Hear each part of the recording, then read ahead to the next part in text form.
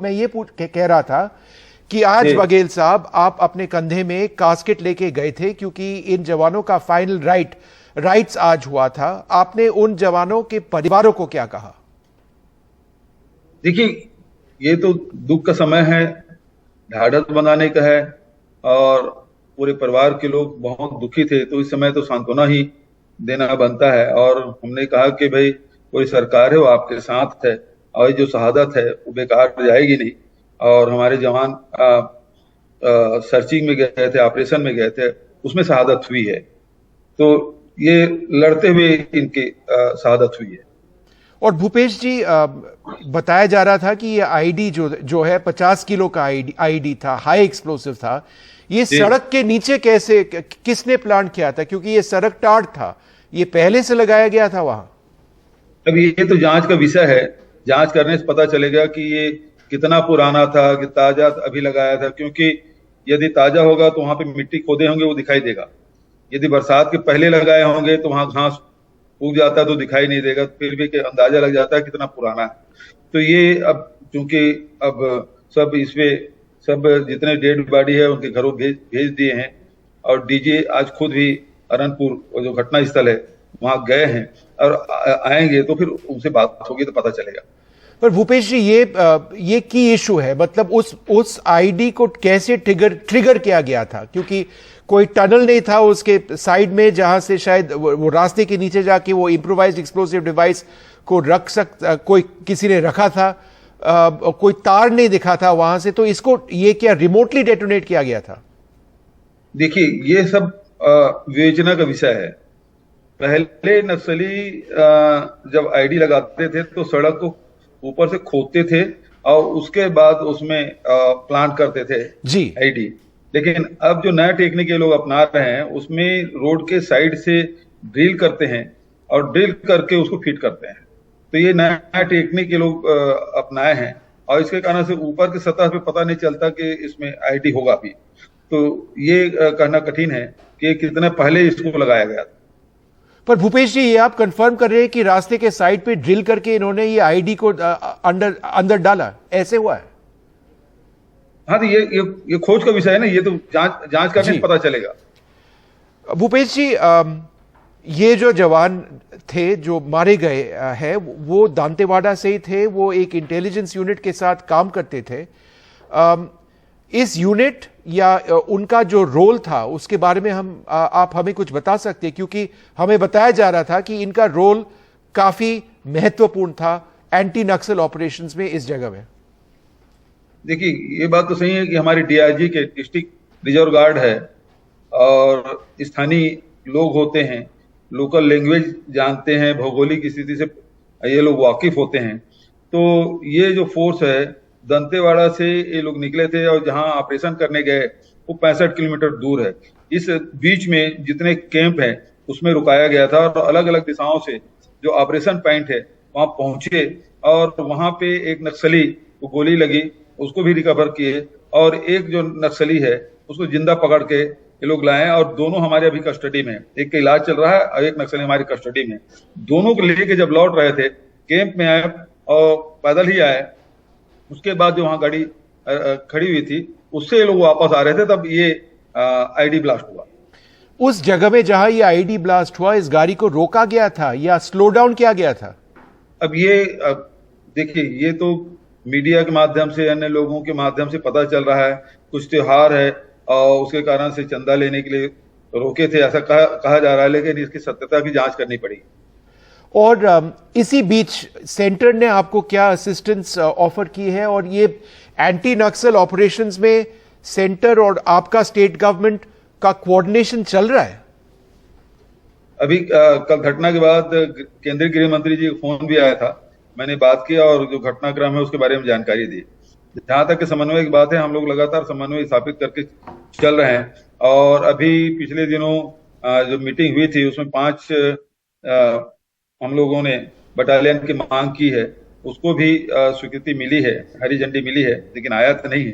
लेकिन इस बीच में 4-4.5 सालों में करीब 75 कैंप हम लोग स्थापित किए हैं और वो एरिया है जो नक्सल प्रभावित तो है ही, लेकिन उसका मतलब एक प्रकार से हेड क्वार्टर आप कह सकते हैं। उस क्षेत्रों को हम लोगों ने इसमें कवर किया है।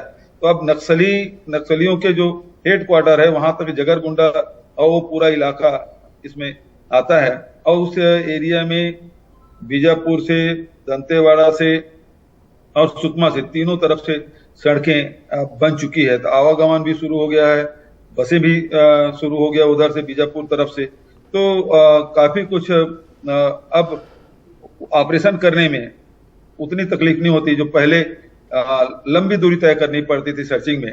लेकिन अब सड़कें भी बन गई है, कैंप भी स्थापित हो गए हैं, और ये नक्सलियों के अब जो सेंटर था, अब उसके लिए उनको छुपने के लिए कोई दूसरे स्थान उनको ढूंढना पड़ेगा। भूपेश जी, ये जवान एक सिविल गाड़ी में क्यों जा रहे थे?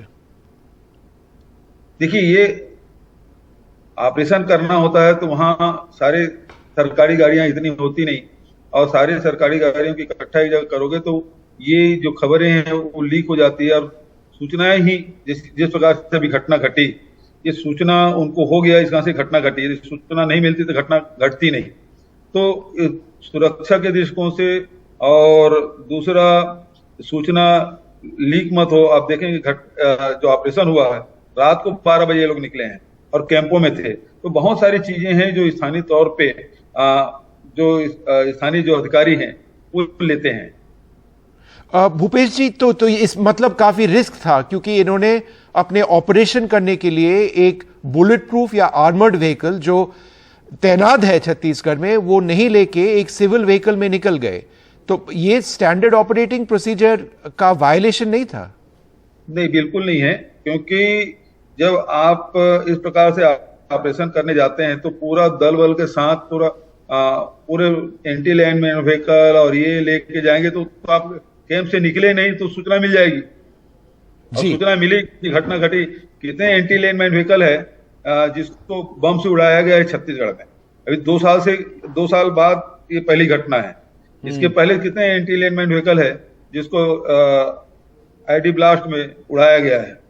तो ऐसा नहीं कह सकते, लेकिन इसको गोपनीयता बनाए रखने के लिए ये सारे निर्णय लेने पड़ते हैं जो स्थानीय तौर पे एसपी है या उसके नीचे अधिकारी हैं वो लेते हैं। भूपेश जी, सिर्फ एक या दो और सवाल। रोड ओपनिंग पार्टी वहां नहीं मौजूद नहीं थी उस दिन? थी, वहां लगा हुआ था।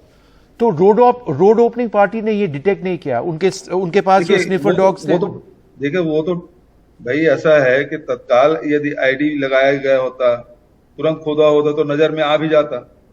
लेकिन ये हो सकता है ये पहले से लगाया गया हो आईडी, वहां प्लान किया गया होगा तो दिखा नहीं। क्योंकि ये आप देख रहे हैं कि ये बीटी रोड है, और बीटी रोड में लगातार फ्रिक्वेंटली हमारे जवान भी आ जा रहे हैं, क्योंकि वैसे भी वो बहुत ही बसाहट कम है, और इस कारण से बहुत ज्यादा वहां आवागमन हो ऐसा भी नहीं है। मतलब इस स्थिति को समझना पड़ेगा कि ये पूरा बस्तर का इलाका अकेले केरल राज्य के भौगोलिक दृष्टिकोण से उससे बड़ा क्षेत्रफल है हमारा बस्तर। तो और बसाहट भी कम है, तो गाड़ियां भी इस सड़कों में कम चलती है।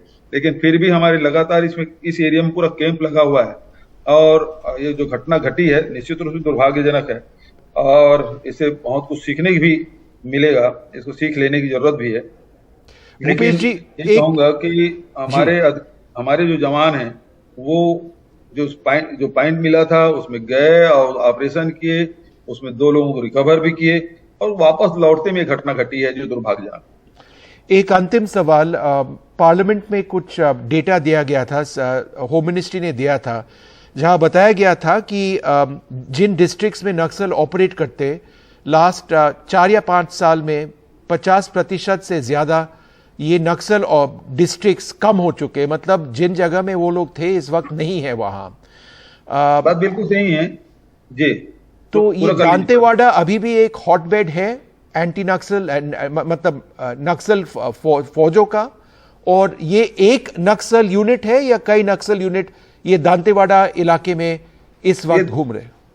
इस घटना की जिम्मेदारी दरभा यूनिट ने लिया है। नक्सल यूनिट जो है दरभा यूनिट ने लिया है। और जहां तक के बात है नक्सली कम होने का, तो हम लोग करीब 584 गांव खाली करा चुके हैं। जगदलपुर जिला को भारत सरकार ने नक्सल मुक्त जिला घोषित किया है बस्तर के, और सुकमा जिला भी करीब करीब खाली हो चुका है। उसमें थोड़ा सा एरिया है जो नक्सलियों के कब्जे में। जी। बचत दंतेवाड़ा में भी बहुत लंबे समय बाद ये घटना घटी है। दंतेवाड़ा में भी बहुत कम घटनाएं हुई है। ये घटना अभी वर्षों बाद ये घटना दंतेवाड़ा में हुआ। बीजापुर का है, मांड का इलाका है, यहाँ जरूर नक्सलियों के दखल है, लेकिन वहां भी धीरे धीरे कमजोर होते जा रहे हैं, सिमटते जा रहे हैं नक्सली। All right. Bhupesh ji, it's very, very sad what has taken place.